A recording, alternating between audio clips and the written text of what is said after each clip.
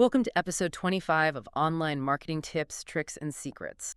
Proudly produced right here at Gilmedia. Yeah, it's great to be back. And to kick things off, I want you to imagine spending like 20 years mastering a highly complex game, Oh boy, yeah. right? Like, you know every loophole, you've memorized every strategy, and you have literally built an entire career on winning this specific game. And then you wake up one morning. Exactly. You sit down at the board and realize the pieces are entirely different. The board is upside down, and the rules were just completely rewritten overnight by a machine. It's terrifying. Yeah. But I mean, if you are navigating digital marketing right now, you don't even have to imagine that scenario. No, you don't. You are living it. So welcome to the deep dive. Glad to be here. Today, we are opening up our internal Gilmedia research vault to look at a paradigm shift that is honestly, it's fundamentally breaking the internet as we know it. It truly is a structural collapse of the old systems. Mm-hmm. I mean, the data we are analyzing internally here at Gilmedia, it points to the most significant disruption to search visibility since the invention of the search engine itself. Episode 24, the Reddit marketing revolution, we talked about how forums generate revenue. Right, from forum to revenue. Exactly. But today, we're going to reveal how those exact same forums are actually the secret weapon in surviving this massive shift. The death of the traditional top blue link and the rise of GEO. Generative engine optimization. Okay, let's unpack this. Because Yeah. for 2 decades, we all played by a very strict rulebook. We called it search engine optimization, SEO. The golden rule book. Right. You found a high-volume keyword, you wrote a massive article around it, you built as many backlinks as humanly possible, and then you just fought this brutal war for that #1 spot. Yeah, and if you landed in those top 3 blue links, I mean, you won the traffic lottery. And it was a lottery that built entire empires. Totally. But that 20-year-old playbook is now, it's completely obsolete. To understand the new rules, we really have to look at the underlying mechanics of user behavior. Uh-huh. Because of tools like Google's AI overviews, Perplexity, ChatGPT, Claude, and all of them, the user is just no longer willing to do the heavy lifting of research. Right. The days of hunting and pecking are over. It's like the old SEO model was like going to a library card catalog. Oh, that's a good comparison. You had to go find the book yourself, read it yourself. But the new AI engines, it's like just asking the librarian to read you a synthesized summary of the entire library. Exactly. Why read 10 books when the librarian just gives you the exact answer? But that raises a massive question. If the AI is doing all the reading and just feeding you the final answer, does this mean organic click-through traffic is like entirely dead? Or is it just evolving into the zero-click experience? If we connect this to the bigger picture, we have to realize that search engines are no longer operating as directories. They are operating as answer engines. So organic click-through traffic isn't dead across the board, but the volume is compressing massively, especially for informational queries. Right, like if you just want a quick fact. Exactly. If you want to know the capital of a country or, the general process for fixing a leaky pipe, the AI answers that immediately. The friction of discovery is gone. There's no click required. Which means if your brand isn't directly cited or quoted or recommended inside that AI-generated summary, you are just entirely invisible. You simply don't exist in that user's journey. Wow. Okay, so that is why the industry is shifting from SEO to GEO, Generative Engine Optimization. Precisely. Let's get under the hood of this. What is the actual, mechanical difference between SEO and GEO? Because they sound similar, but I know the underlying technology evaluating our content is completely different, right? The mechanics are radically different. I mean, traditional SEO was built for algorithms that essentially acted as advanced librarians matching text strings. Right, looking for the exact words. Yeah, they looked at keyword density, metadata, backlinks. But GEO focuses on large language models, LLMs, that don't just match keywords. They use semantic vectors to understand context. They actually synthesize facts and evaluate sentiment. Wait, semantic vectors, break that down for me. How does a machine actually calculate semantic meaning? So think of it as a massive, multi-dimensional map of human language. Okay. In traditional SEO, if you search for the word apple, the algorithm looked for the exact string of letters. A-P-P-L-E. Right, just matching shapes. Exactly. But an LLM maps words based on their relationship to other words in this vast vector space.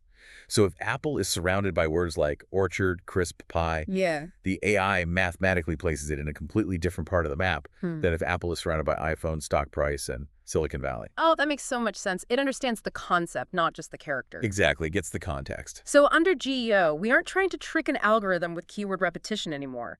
We have to prove to the LLM that we are the most authoritative source on a specific concept. Exactly. Let's look at the metrics because they've totally flipped. Okay. Under SEO, your goal was to rank #1 on a page. Under GEO, your goal is to be featured as a cited source in the AI's generated response. Got it. And the mechanism to achieve that is different. Instead of relying on technical crawling and backlinks, GEO relies on entity authority, brand consensus, and unstructured context. Okay. Entity authority. I want to push back on that term a bit because it sounds, a little like industry jargon. Fair enough. What does an AI actually view as an entity? An entity is simply a recognized, distinct concept in the AI's knowledge graph. It could be a person, it could be a place, or in our case, your business. Okay. When you have high entity authority, the AI understands that your brand is not just a string of text on a web page. It's a legitimate player in the real world with a specific verifiable reputation. Here's where it gets really interesting, because think about the shift in audience here. For years, we wrote marketing copy to convince a human to buy our product.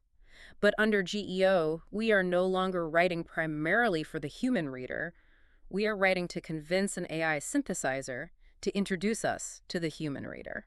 It is a profound shift. Yeah. I mean, you are essentially doing PR for an algorithm. Wow. PR for an algorithm. You have to convince the machine of your credibility before you ever get the chance to pitch the customer. And that brings us to the first and honestly, arguably most important pillar of GEO. Which is? Building brand consensus across the web. Brand consensus. I feel like that completely shatters the illusion of control we used to have over our own digital footprints. Oh, totally. Because in the old days, you could just put a massive banner on your homepage claiming, like, we are the top digital marketing agency in town. Right. You stuff the metadata, buy some links. Exactly. And Google ranks you. People see the site and they just believe the claim. But an LLM doesn't just read your homepage and take your word for it. It scans the entire internet to build a consensus about who you are. I want to use an analogy here because I think it helps. It's like a detective trying to solve a case. Okay, I like that. Your perfectly optimized, really expensive homepage, that's your alibi. You are telling the detective, hey, I am the best agency. I was at home all night. Right. But the AI detective doesn't just listen to you. It goes out and cross-examines all the witnesses. Third-party reviews, industry blogs, local forums, social media. Yeah, checking your story. And if the witnesses don't corroborate your alibi, the detective just throws your story out. That is an excellent way to visualize the mechanism. The AI is constantly evaluating sentiment across millions of data points. It wants to know if the general consensus of the internet actually aligns with your self-proclaimed authority. Which, let's tie this back to our last deep dive, where we explored that Reddit marketing revolution. Yes, the Reddit factor. Are you seriously telling me that a completely random, unpolished Reddit thread where people are just casually debating our brand, that actually holds more weight to an AI detective than our heavily researched, beautifully designed corporate website?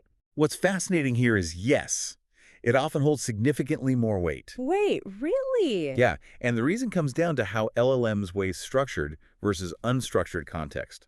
But wait, Reddit is notoriously chaotic. Like, it's full of trolls, sarcasm, and completely unverified opinions.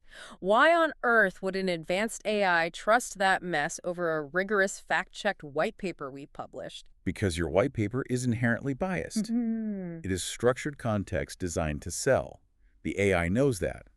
A Reddit thread, however, is unstructured context. Okay, but what about the trolls? Yes, there are trolls, but LLMs aren't looking at individual isolated comments. They're looking for macro patterns in the vector space. So they zoom out? Exactly. They're incredibly good at filtering out statistical noise like a random troll to find the true underlying sentiment of a community. Wow. So when an AI sees real humans organically debating the merits of your product and reaching a positive consensus, that provides an incredibly strong, mathematically verifiable signal of trust. That reframes everything. I mean, reputation management is no longer just a customer service issue where you reply to a bad Yelp review just to look polite. Oh, no. It is a foundational search visibility issue. If the broader internet ecosystem doesn't trust you, no amount of technical tweaking on your own server will make an AI recommend you. Precisely. You have to be an active, positive participant in the broader ecosystem, not just the king of your own domain name. Right. Which brings us to a critical pivot. Yeah. Let's say you have achieved pillar one. You have the brand consensus. The AI trusts us. Exactly. The AI trusts you. How do you actually get your specific content extracted and cited in the final answer? Okay, yeah, how do we get the link? That requires pillar two, which is unique data, and pillar three, direct extraction. Okay, let's dive into pillar 2.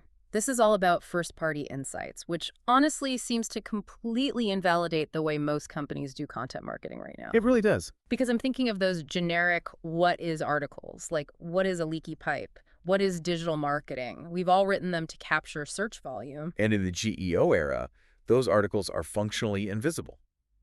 Why? Like mechanically, why does the AI ignore them if they are well-written and accurate? Because that information is already commoditized within the LLM's training data. Oh, it already knows it?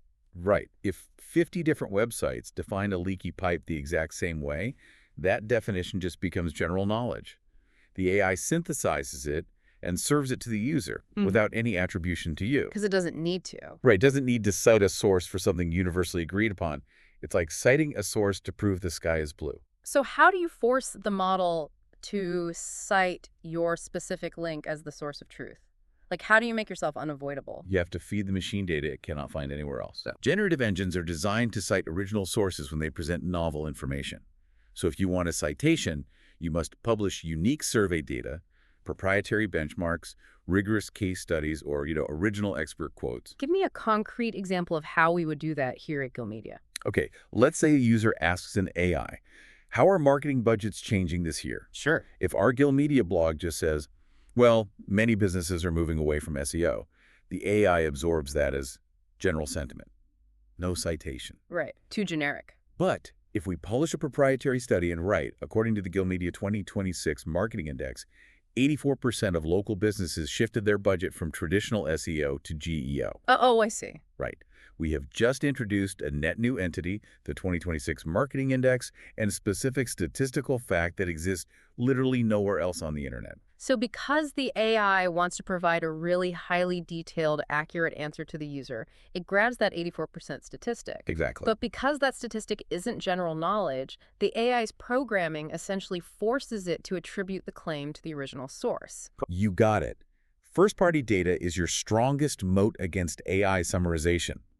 You have to become the primary source, not the echo. Which perfectly sets up pillar 3. Yes. Because we have the trust from the community, we have the proprietary data, now we have to serve it to the LLM on a silver platter. Pillar 3 is structuring your content for direct extraction. Right. LLMs are incredibly powerful. Yeah. But we have to remember they are still software programs expending computational energy to parse text. Okay. They extract facts most cleanly when they don't have to wade through unnecessary fluff. Oh, the fluff. We need a new analogy for this because I think a lot of marketers still write like they are trying to keep someone on the page for 5 minutes. Yeah, the dreaded 300-word intro. It's like those online recipe blogs. You just want the pancake ingredients, but they force you to read this long, emotional backstory about a childhood summer first. Exactly. AI hates those long intros just as much as human readers do. Right. So think of an LLM not as a casual reader, but as an incredibly impatient, highly analytical corporate executive. I like that. You have exactly 5 seconds in the elevator to give this executive the Q3 earnings report. If you start your pitch by talking about your morning commute or the weather or how much you love spreadsheets, you are fired. Yep. They just want the bottom line. That is exactly how an LLM operates. If an AI has to parse through 3 paragraphs of poetic, keyword-stuffed introduction just to find the core data point, it creates what we call computational friction. Computational friction. Yes. It actually takes more processing power to map the relationships in a dense, rambling paragraph. If a competitor has the exact same data presented cleanly and immediately, the AI will pull from them instead. Just because it's computationally cheaper to do so. Exactly. This raises a huge challenge, though. What's that? Well, how do we balance the art of human brand storytelling with the structural clarity required by an AI? I mean, we don't want the internet to become this sterile database of bullet points. We still need to connect emotionally with the human once the AI actually introduces them to us. This raises an important question, for sure. But the solution isn't to abandon storytelling. Okay. It's to compartmentalize the architecture of your page. You design the structural framework for the AI while preserving the narrative body for the human reader. Mechanically, what does that actually look like when I'm building a page? It means ruthlessly eliminating the preamble before you answer the core question of the page. Okay, give me an example. So if your article is titled, "What is the average budget for local SEO?" Yeah. The very first sentence directly underneath that title should be, "The average budget for local SEO in 2026 is between $1,500 and $3,000 per month." Boom. Boom. Huh. Direct, undeniable answer.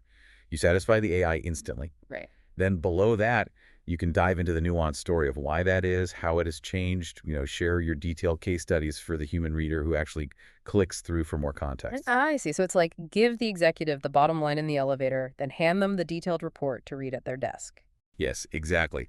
And from a coding perspective, you must use clear HTML hierarchy. Like header tags. Yeah. Use your H2 and H3 header tags to clearly ask the question, paired immediately with the answer. LLMs literally use HTML tags as anchor points for their attention mechanisms. What about formatting the data itself? Because our Gilmedia notes here emphasize markdown tables and bulleted lists.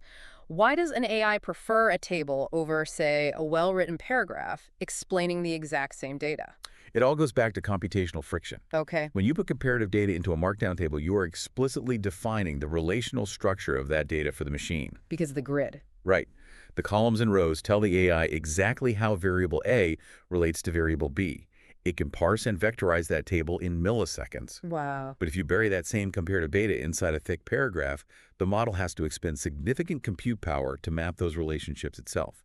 You want to make it as mathematically easy as possible for the machine to choose your data. So, table for comparisons, bullet points for lists, direct answers immediately following clear H2 headers.